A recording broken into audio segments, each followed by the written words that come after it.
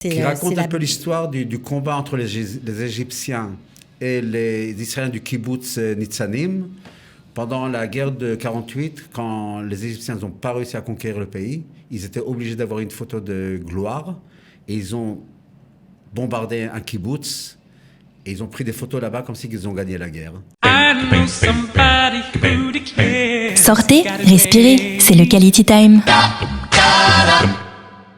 La semaine du cinéma israélien, le cinéma à 10 shekels, c'est le 27 octobre. Restez avec nous pour en parler. Nous accueillons un réalisateur que vous connaissez bien et qu'on adore, Marco Carmel. C'est parti. Marco Carmel, bonjour. Merci d'être venu pour nous parler du cinéma, de la fête du cinéma israélien. Ça fait du bien. Après 2 ans qu'on a fait des films et ils sont restés dans des boîtes. Et maintenant, après-demain, il y a une journée que tous les films seront... Le 27 octobre, exactement. Oui, le 27 octobre, sera une journée que tous les films seront dans les écrans, dans tous les cinémas israéliens, dans tout le pays, de Eilat jusqu'à Kiryat Shmona. Et c'est une très grande fête. C'est une très grande fête et puis c'est surtout un moyen pour les francophones qui sont là, qui ont fait leur alia et qui ne connaissent pas franchement la culture israélienne.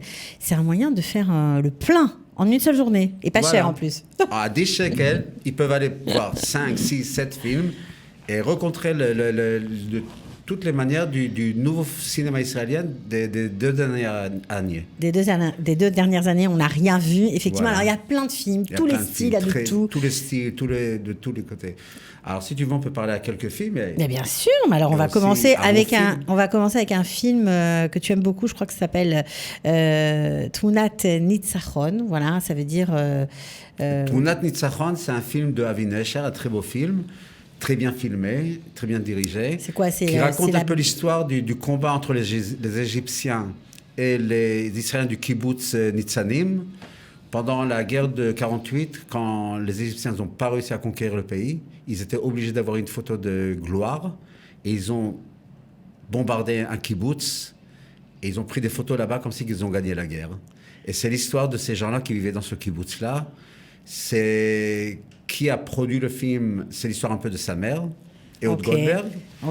Et qui joue là-bas, c'est Jo Rieger, une actrice adorable et qu'on a fait quelques films ensemble, moi aussi.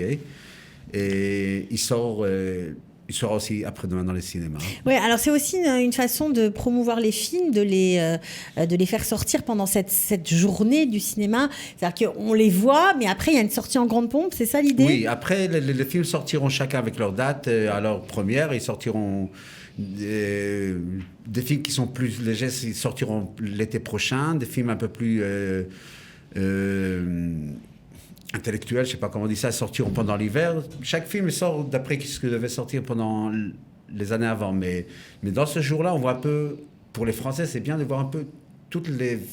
Excuse-moi de mon hébreu, de mon français. Non, mais... Tous les figures, les visages du cinéma israélien. Alors si c'est Avi Nesher, c'est un film d'un très grand metteur en scène qui représente un peu le vieux cinéma israélien, très bon. Ouais, il a sorti énormément de films. Il a sorti énormément de films. Maintenant, il y a une jeune metteur en scène qui sortira avec un film qui s'appelle Michou Ev Michou. Quelqu'un aime quelqu'un. Ça, c'est spécial parce que on va dire, si on regarde les images, c'est très sexuel. C'est très sexuel, c'est très jeune, c'est très physique. Voilà. Mais c'est profond. C'est profond et ça raconte un peu l'histoire de la jeunesse à Tel Aviv. Pas vraiment en Israël, à Tel Aviv. C'est une jeunesse un peu perdue qui se contacte avec... Qui n'arrive plus à se parler, en fait. Ils ne savent plus parler. Ils savent coucher, mais pas parler. Et il y a un moment que cette fille-là qui passe de relation à relation, a une nouvelle relation avec un homme âgé, et lui apprend à parler. Qu'est-ce que c'est le temps. Qu'est-ce que c'est ralentir. Qu'est-ce que c'est parler. Elle ne comprend pas au début, mais à la fin, elle comprend. Ouais, donc c'est assez spécial. Tu as beaucoup aimé ce film, je crois. Oui, j'adore ce film. J'adore cette metteur en scène qui a fait son premier long métrage quand elle était étudiante à l'université, qui s'appelle Les gens qui sont pas moi. Ok. Que c'est un peu la même histoire, mais d'une autre façon. Bon, alors il y a un autre film qui a fait un tabac, c'est Agadat HaKhorban. Voilà. Alors ça, c'est un film que tout le monde doit avoir vu. Vraiment, un film dont le scénario a été écrit par Shuli Rand. Voilà. Alors ce film-là, c'est un film d'abord de Gilly Dar, qui a fait avant Oshpezin, qui a écrit avec Shuliran, qui sont associés toujours dans leur travail. Dans le travail. Et c'est un film qui est complètement fait par des dessins, et ça raconte la destruction la destruction du deuxième temple, du Beth Amikdash. Mais il paraît qu'au-delà de ça, moi je l'ai pas vu, j'avoue, je confesse, c'est un film qui, on va dire, parle de notre humanité, de l'humanité. Oui, il parle de notre humanité, mais ce qui fait vraiment peur dans ce film, il est très bien fait. Ce qui fait vraiment peur dans ce film, que même que ça se passe pendant la deuxième Beth Amikdash, on se croit que ça se passe aujourd'hui. Oui, c'est ça, c'est que la guerre entre frères, entre droite et gauche, entre religieux et non religieux. C'est comme si ça a l'air un peu là-bas, et ça fait vraiment peur. Et ceux qui ont fait Valsim Bashir ont dessiné ce film. Excusez-moi, je ne me rappelle pas leur nom. Magnifique. Magnifique aussi. Il est déjà sorti au cinéma il y a 2 mois, mais il sera aussi pendant cette journée à Dishakal, qui n'a pas vu le film. Donc, il faut y aller. Il est obligé d'y aller. Ok, obligé. En plus, il y a la voix de Shuliran, puisque c'est un espèce de dessin animé, entre guillemets, mais c'est vraiment... bon, à voir. Ok, moi aussi, je vais y aller, d'ailleurs, promis. Alors, il y a un autre film. Alors là, c'est aussi, pour nous, c'est assez rigolo, parce que moi, personnellement, je n'imaginais pas Lior Ashkenazi dans cette histoire-là. Et pourtant, c'est son premier long métrage à cet acteur qu'on adore. On se rappelle de ses films, Marcher sur l'eau, Mariage tardif, il en a fait... Voilà, Mariage tardif en français, il en a fait beaucoup. Donc là, il a adapté un film qui a cartonné dans le monde entier et qui s'appelle Zarim Mouchlamim, c'est ça ? Voilà. Alors c'est une histoire c'est des couples, voilà, qui sont à table, et ils passent une soirée ensemble. L'histoire, c'est ça ? Oui. Tu m'arrêtes si je me trompe. Et l'idée, c'est de ne pas utiliser son portable, en tout cas de le mettre à la vue de tous. À la vue de tous, chacun doit faire montrer tous les textos qu'il reçoit, tous les coups de fil qu'il reçoit. Voilà. Et voilà. Donc il n'y a plus de vie privée. Il n'y a plus de vie privée pendant un dîner. Un dîner de soir qui finit par plus de vie. Ça a cartonné en Israël, s'il est déjà sorti. Pas encore sorti. Il n'est pas encore sorti. Il va sortir rien que dans 1 mois. C'est la première. Ça a cartonné dans le monde. Va sortir. Non, mais la version italienne a cartonné dans le monde. Ok. La pièce de théâtre a cartonné en Israël, au théâtre.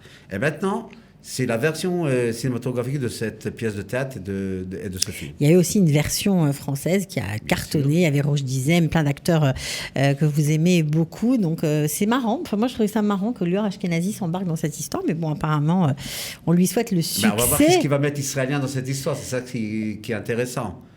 Bah oui, forcément. Bon, on va bien rire. Ça aussi, ça sera très intéressant d'un point de vue de l'intégration. Voilà.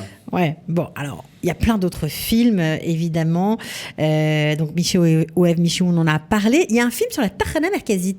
Oui, un film qui s'appelle La maison dans la rue Pin. Ok. À Berchov Pin, que c'est un film d'un nouveau metteur en scène qui s'appelle Amir Manor. C'est son 2e long métrage.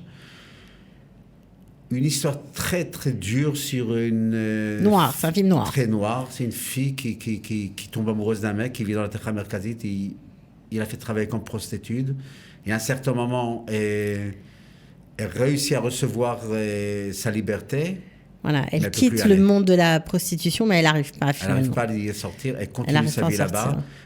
Ses parents essayent de la faire. Elle peut plus. Il n'y a pas d'espoir dans ce film, c'est noir. Il n'y a plus d'espoir. Non, c'est devenu son monde. Pour moi, j'ai très aimé ce film parce que d'une certaine façon, c'est comme si un film avant Pereatil. Alors oui, parce que pour ceux qui ne connaissent pas la filmographie de Marco a fait un très beau film, très noir, très profond, qui s'appelait Noble sauvage. Je donne la traduction en français, Pereatil en hébreu, et Pereatil en hébreu. Et donc, c'est comme si Pereatil... C'est le même style, quoi. Voilà, c'est comme si Pereatil, 4 ans avant. Ouais. Bon. Quand elle était encore là-bas.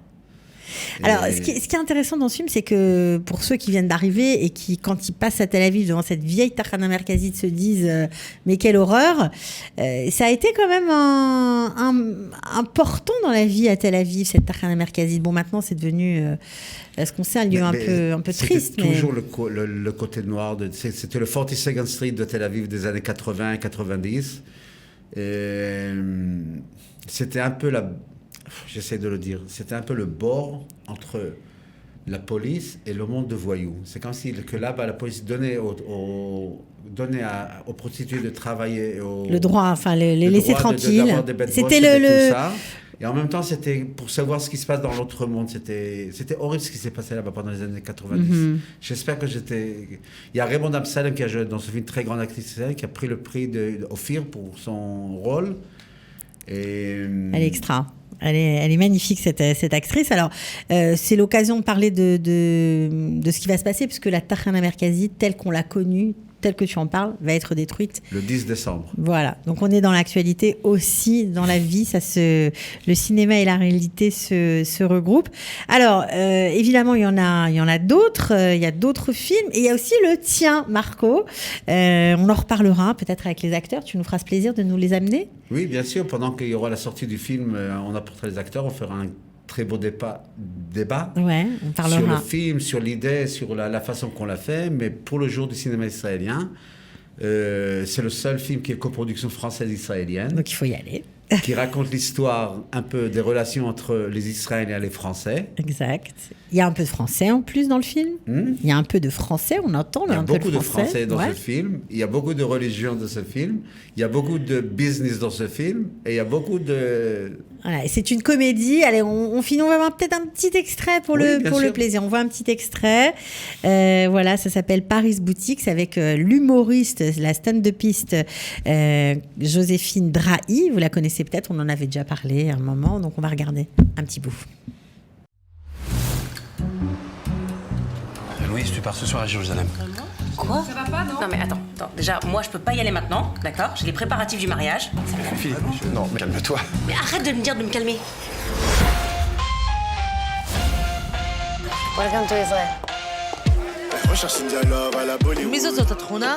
Bonjour. Ça va? Quelle ça va la gamme?